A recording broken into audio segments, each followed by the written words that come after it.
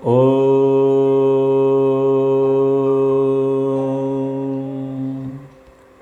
सहनाववतु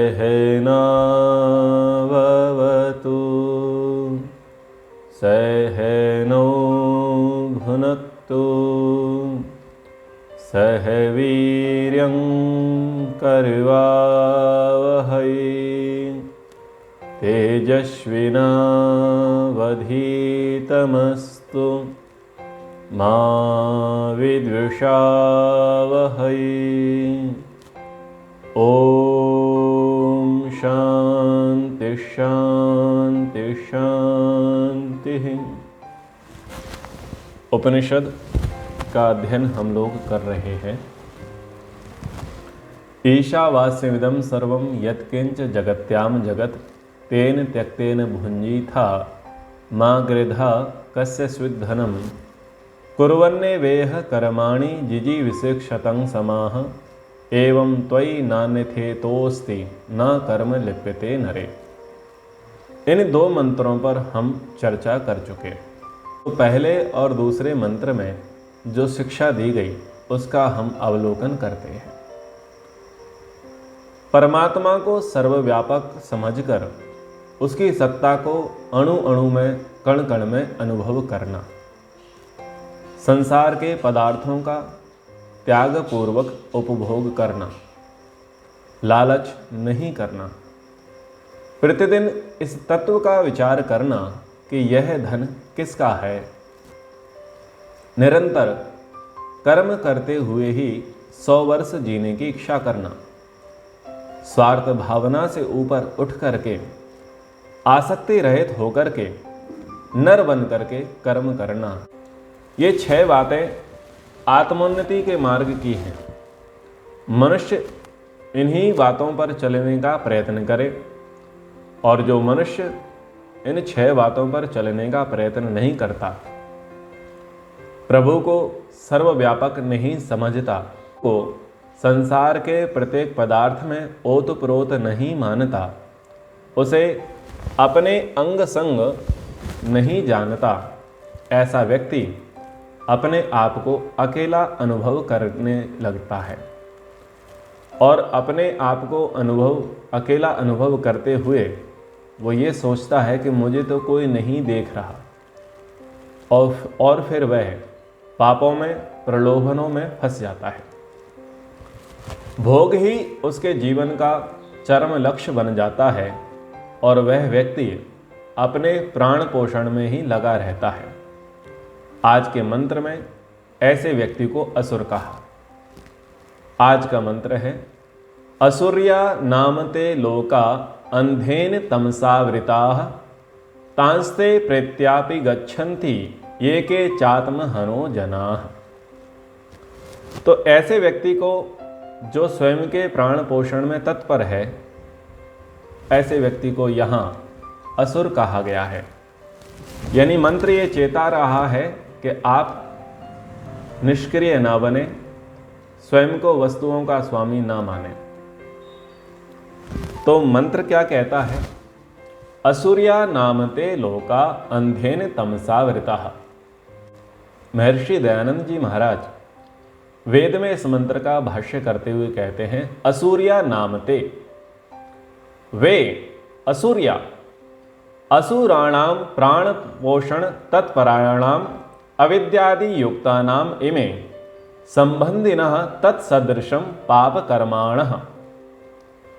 वे व्यक्ति असुर हैं जो अपने प्राण पोषण में तत्पर हैं, अविद्या आदि दोष से युक्त हैं, और ऐसे ही लोगों के संबंधी उनके पाप कर्म हैं। वे इन्हीं से प्रसिद्ध होते हैं, असुर नामों से। और उनकी आगे की स्थिति कहा, लोका अंधेन तमसावृतः। जो लोकः लोकन्ते पश्यन्ति ते जनः। देखने वाले जो लोक हैं, अंधेन अंधकार रूपेण, अंधकार रूप, तमसा अत्यावरकेण ज्ञान का आवरण करने हारे अज्ञान से कैसे हैं? आवृताः समन्ताद युक्ता आच्छादितः, सब ओर से वो ढपे हुए हैं। तांस्ते प्रेत्यापि गच्छन्ति, ते वे प्रेत्य मरणम प्राप्य, मरने के पीछे और जीते हुए भी, तान दुख अंधकार आवृतान भोगान, उन दुख और अज्ञान रूपी अंधकार से युक्त भोगों को गच्छन्ति प्राप्नुवन्ति, प्राप्त करते हैं। कौन? ये के चात्महनो जनः, जो कोई भी आत्महनः आत्मानं घ्नन्ति तद विरुद्धम आचरन्ति, जो कोई आत्मा के विरुद्ध आचरण करने हारे मनुष्य हैं। तो महर्षि दयानंद जी कह रहे हैं कि वो व्यक्ति जो अपने प्राण पोषण में तत्पर है, अविद्या आदि दोषों से युक्त है और अविद्या आदि दोषों से युक्त होकर के तत्संबंधी पाप कर्मों में संलग्न हैं, वे लोग अंधकार में ज्ञान का आवरण जहाँ पर अज्ञान से ढका हुआ है, यानी जहाँ पर ज्ञान की कोई गुंजाइश नहीं है, वे व्यक्ति मरने के पीछे और जीते हुए दोनों ही स्थिति में दुख को प्राप्त करते हैं। कौन? जो आत्मा का हनन करते हैं। तो आत्मा के जो हनन करने वाले लोग हैं वो कैसे हैं? उनका भाव क्या है? यावत् जीवेत सुखम जीवेत ऋणम कृत्वा घृतम पिबेत भस्मीभूतस्य देहस्य पुनरागमनम कुतः। मनुष्य जब तक जिए सुख से जिए, चाहे ऋण लेकर के घी पिए, क्योंकि शरीर के भस्म हो जाने पर फिर वापस थोड़े ही मिलने वाला है।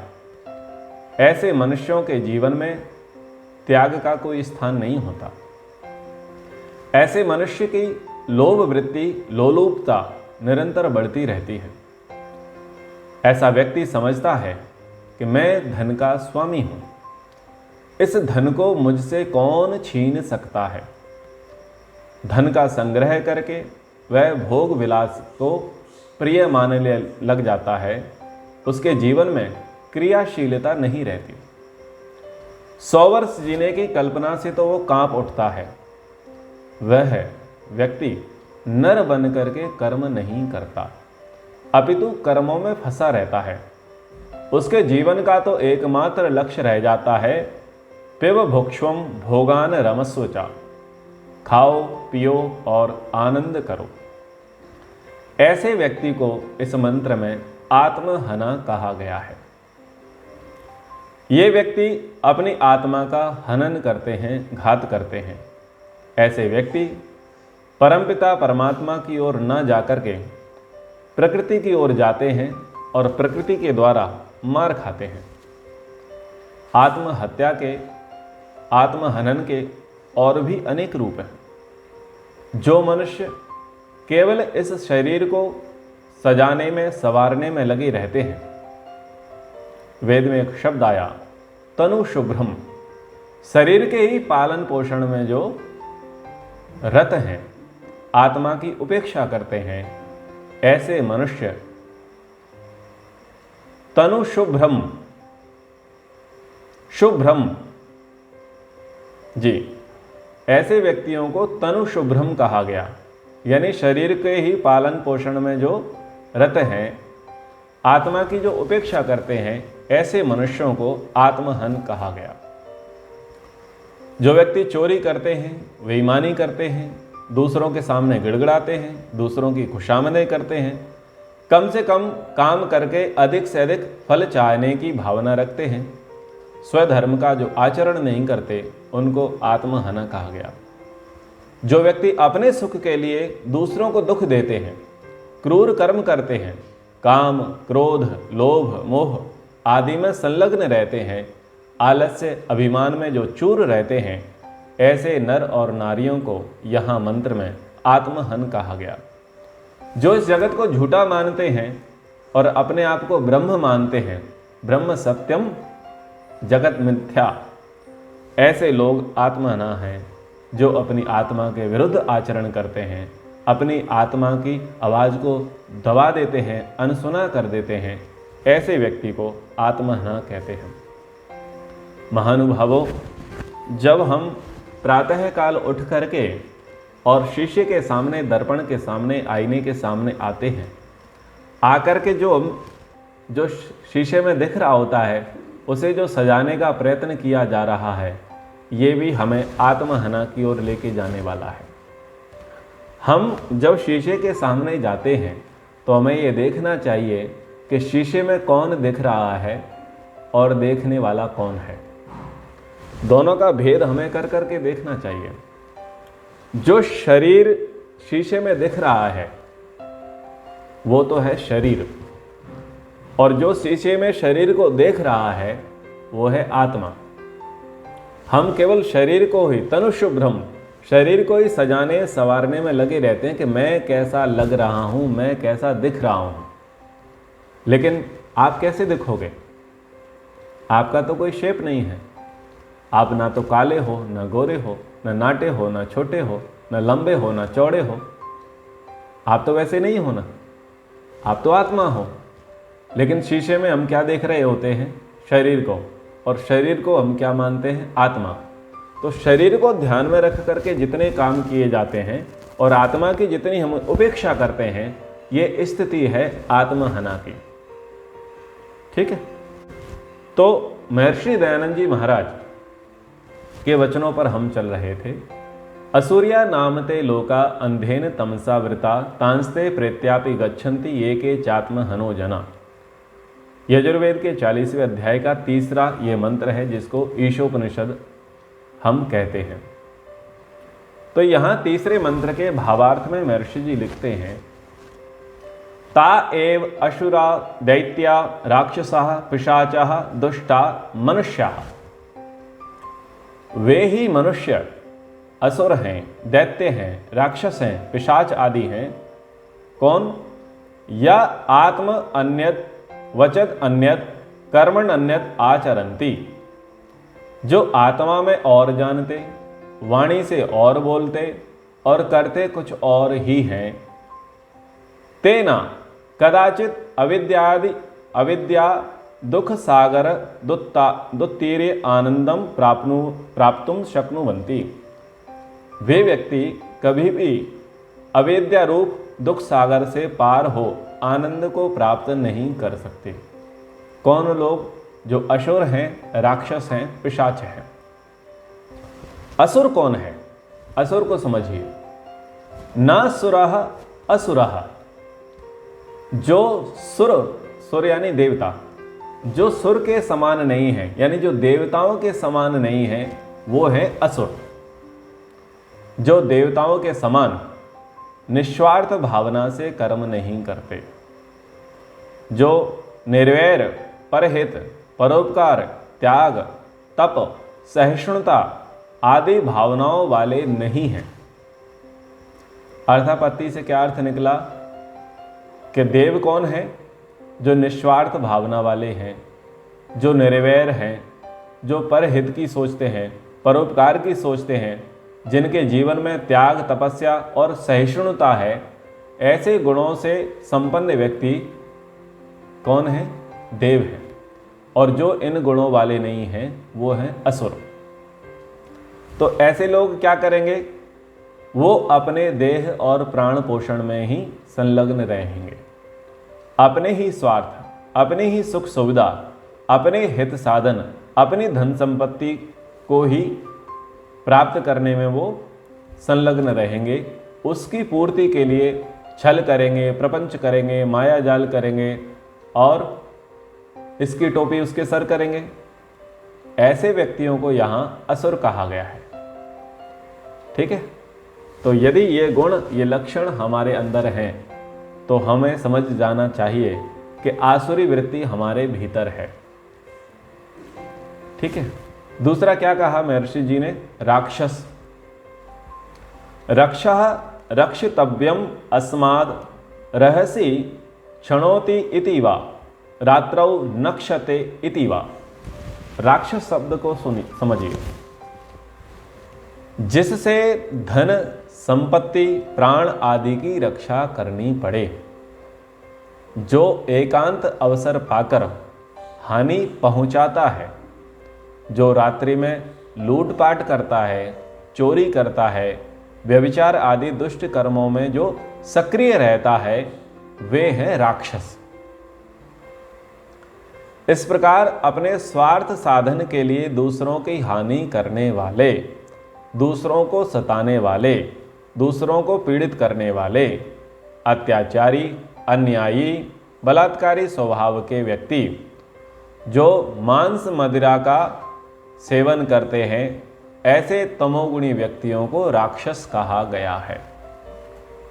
अब राक्षस की कोई अलग प्रजाति नहीं है, असुर की कोई अलग प्रजाति नहीं है जिसके सींग हो, बहुत लंबा चौड़ा हो, जो खूंखार दिखता हो, जो काला हो, जिसके बड़े बड़े बाल हों, बड़े बड़े दांत हों और हाथ में खड़ग लिए हो।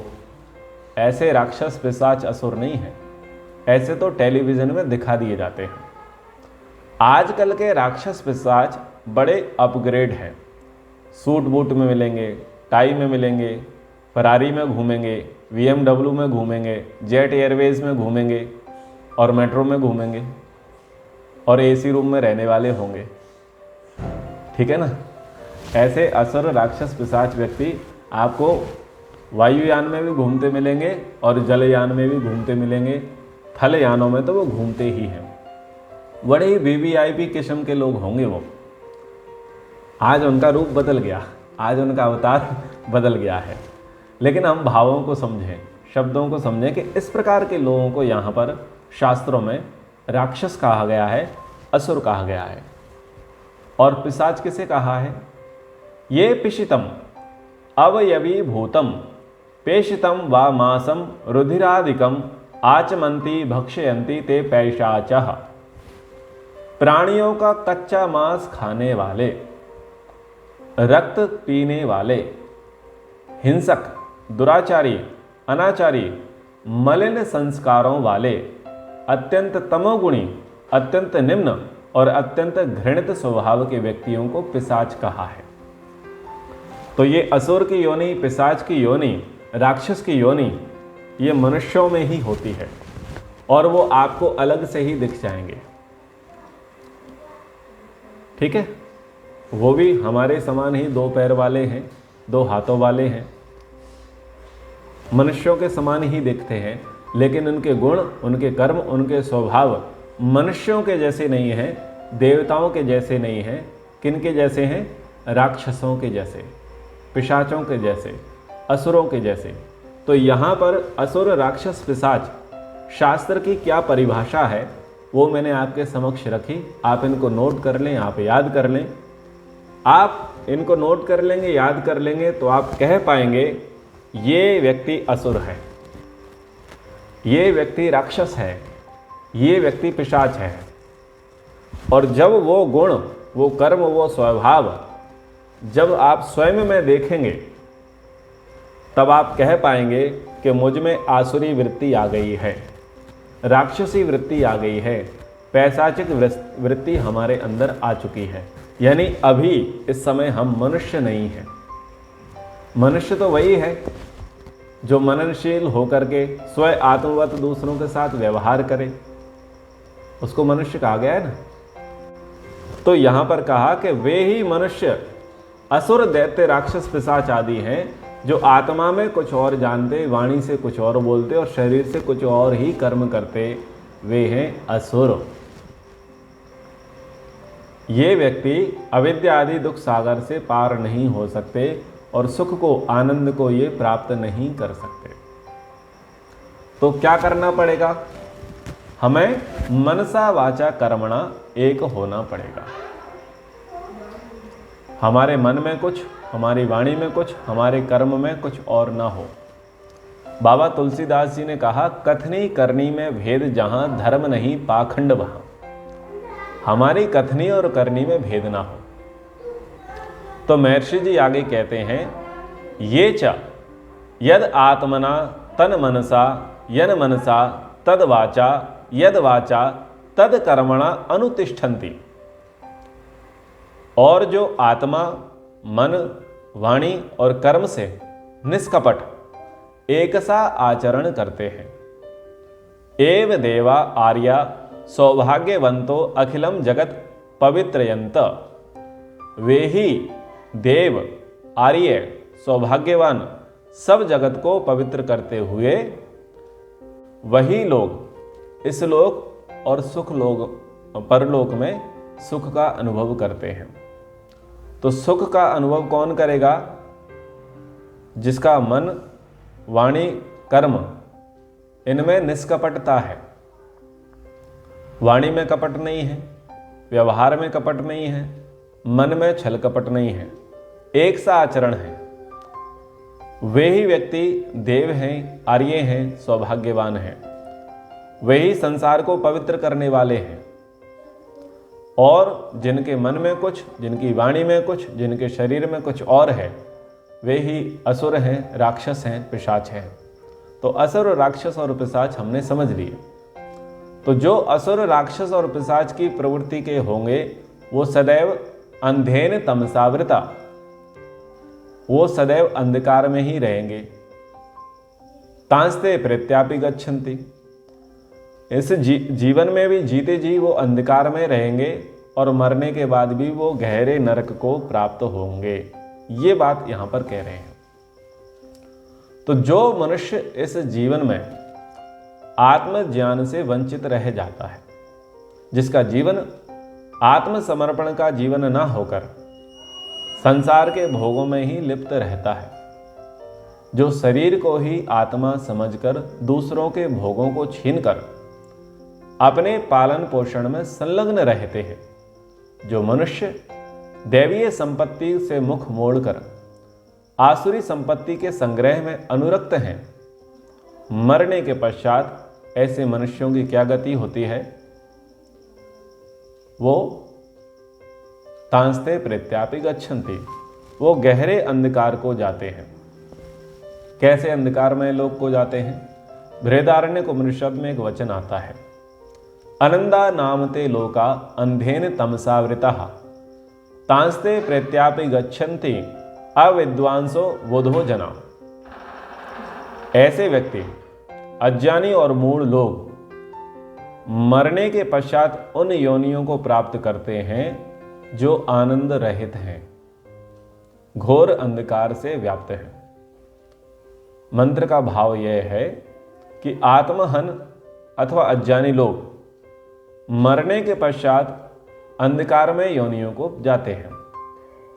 कीट, पतंग, पशु, पक्षी, वृक्ष आदि की योनियों को वो प्राप्त करते हैं और ऐसी योनियों को यहां असुर लोक कहा है।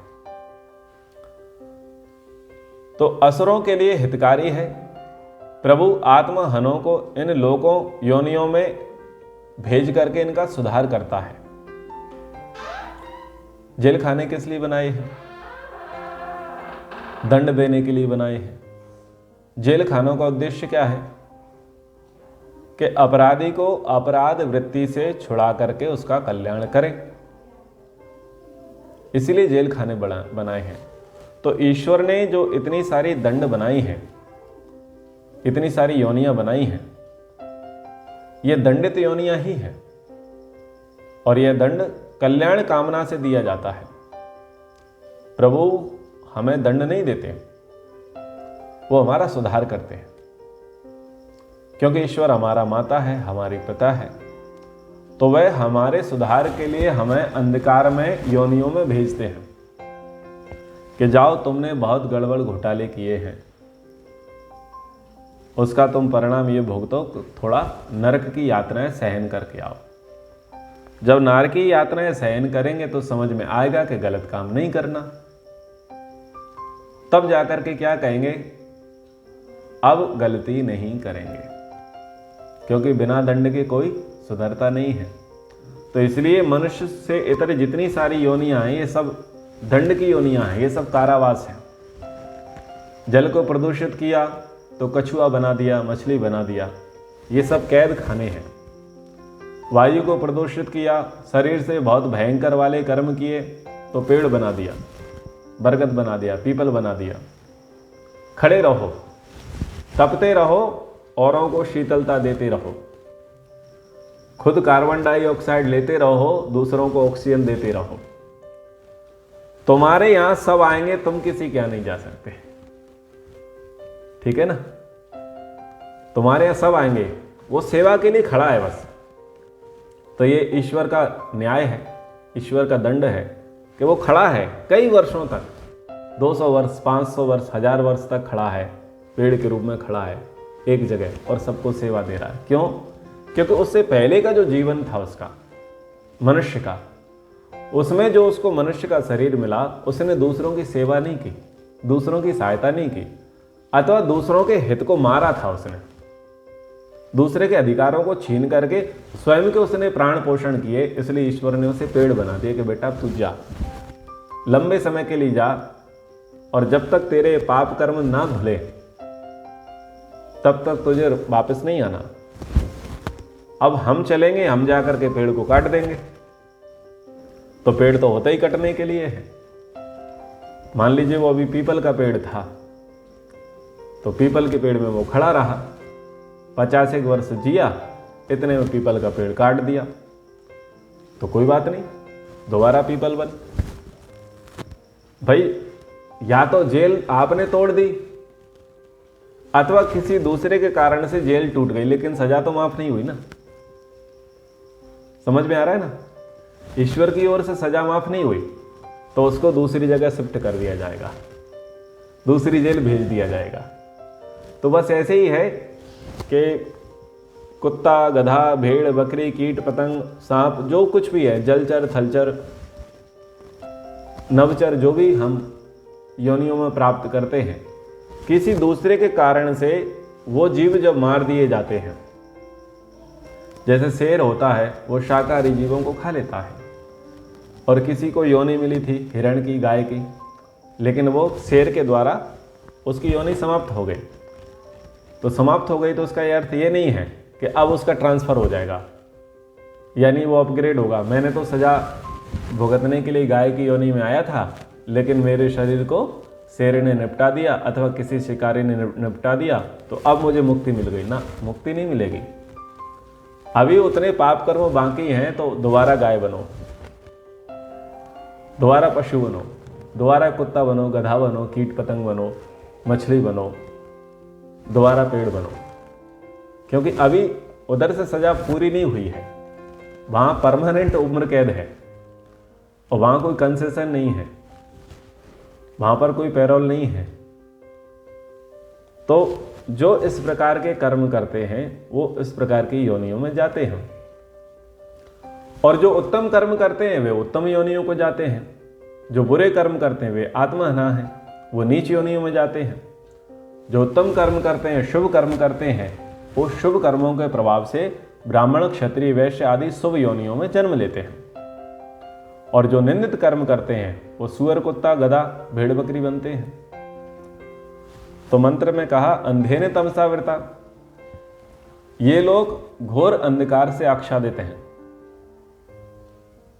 पशु देखते हैं लेकिन समझते नहीं हैं, वे विवेक शून्य होते हैं, उनकी बुद्धि काम नहीं करती।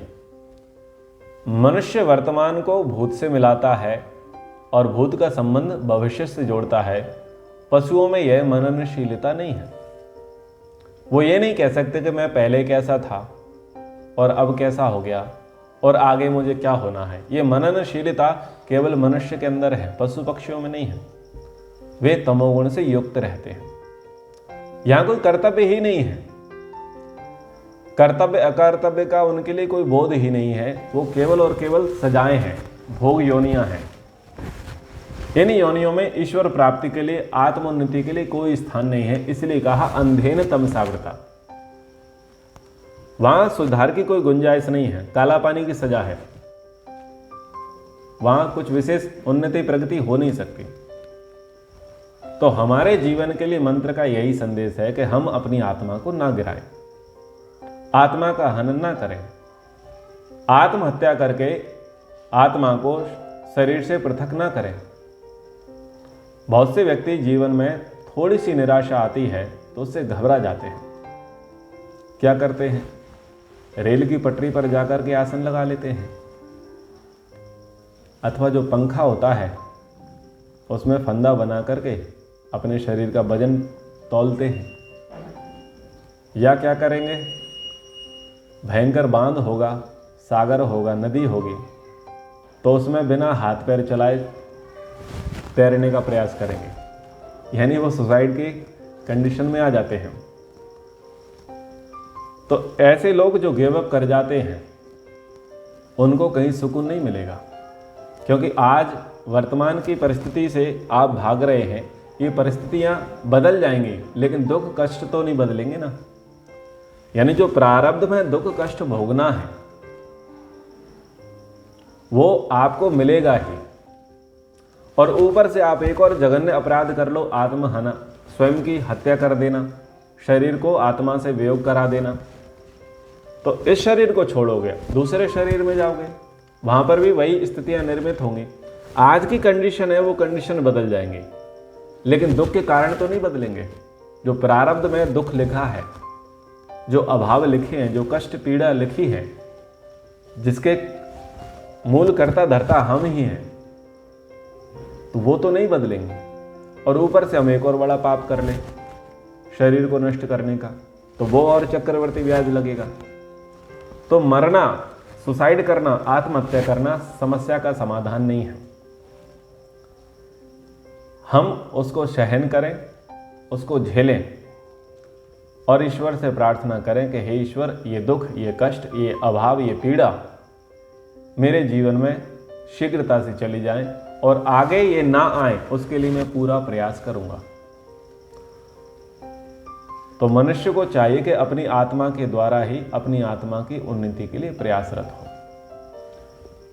तो मंत्र था, असुरिया नामते लोका अंधेन तमसा वृता तांस्ते प्रेत्यापि गच्छन्ति ये के चात्म हनो जना।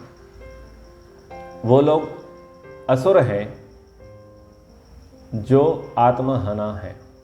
तो हम आसुरी वृत्ति से दूर रहें, पैशाचिक वृत्ति से दूर रहें, राक्षसी वृत्ति से दूर रहें। हमको मनुष्य का जन्म मिला है तो हम देवत्व को प्राप्त करें। और देवत्व कैसे प्राप्त होगा, उसके 3 उपाय हैं। ईशावास्यम इदम सर्वम यत्किंच जगत्याम जगत। इस संसार का स्वामी परमात्मा को मानना, संसार के पूरे कण कण में ईश्वर विद्यमान है, ये बात मानना। और तेन त्यक्तेन भुंजी था, हमारी योग्यता के अनुसार, हमारे सामर्थ्य के अनुसार जो उपभोग सामग्री हमको प्राप्त हुई है उसका हम यथोचित लाभ लेवें। प्रकृति से लेकर परमेश्वर पर्यंत पदार्थों से ठीक ठीक लाभ लेना और उनको ठीक ठीक लाभ देना, यह है मनुष्य जीवन की सफलता। और जो कुछ भी वस्तुएं हैं, पद है, प्रतिष्ठा है, उसमें हम आसक्ति ना रखें और उनकी प्राप्ति के लिए लोभी ना बने, क्योंकि वो शाश्वत नहीं है। कभी भी अकर्मण्य बनकर के जीवन ना जिए, खोटे कर्म ना करें। हम पुरुषार्थी रहें, कर्मशील रहें, कर्मठ रहें, दीनहीनता हमारे जीवन में ना आए, इस बात को हम ध्यान रखें। जितना भी प्रयास करें हम शुभ कर्म करें और शुभ कर्मों से भी आगे बढ़ते हुए हम निष्काम कर्म करें, प्रभु की प्राप्ति के लिए कर्म करें। कभी भी अपने शरीर को आत्मा ना माने और आत्मा को शरीर ना माने, आत्मा को आत्मा माने, शरीर को शरीर माने। शरीर को ध्यान में रख करके हमें काम नहीं करना है, हमें आत्मा को ध्यान में रख करके काम करना है। तो यदि हम आत्मा को ध्यान में रख करके काम करेंगे तो हम आत्महना नहीं होंगे, और जब हम आत्महना नहीं होंगे तो अंधकार में योनियों को, अंधकार में लोगों को हम प्राप्त नहीं करेंगे। तो फिर हम किसको प्राप्त करेंगे? हम स्वर्ग के सुखों को प्राप्त करेंगे। महर्षि दयानंद जी ने कहा कि वही लोग आर्य हैं, सौभाग्यवान हैं, श्रेष्ठ हैं, जो इस जगत को पवित्र करते हैं और इस लोक और परलोक में सुख को भोगते हैं। तो यदि हमें वर्तमान जीवन को सुखमय बनाना है और भविष्यत जीवन को सुखमय बनाना है तो अच्छे कर्म करना है, ईश्वर की सर्वव्यापकता को ध्यान में रखना है, किसी भी चीज़ में आसक्ति नहीं करना है, लोभ नहीं करना है, और आत्मा को ध्यान में रखते हुए हमें काम करना है।